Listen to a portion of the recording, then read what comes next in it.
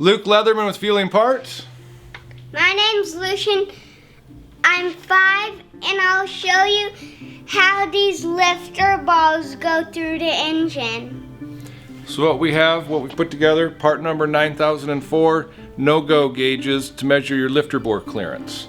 And we've got 5 different diameters. These are precision ground balls. You can drop them into the lifter bores and it's going to tell you what diameter the idea of the bore is. So we're going to go ahead and start. Our smallest ball size is 843 thousandths.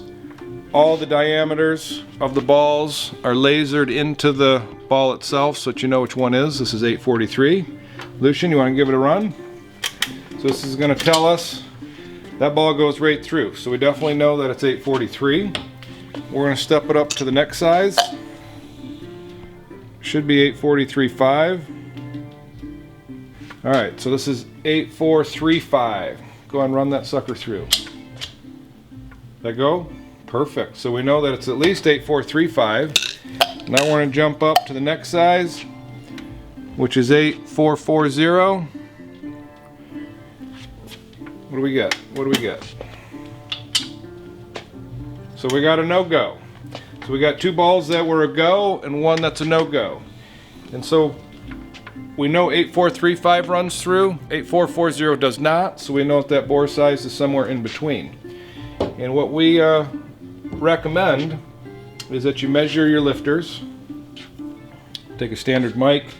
I always like to have a standard with me when I'm measuring, and that way that I know the mic is reading accurately. I try to get a standard that's going to be closest to the diameter of the part that I want to measure.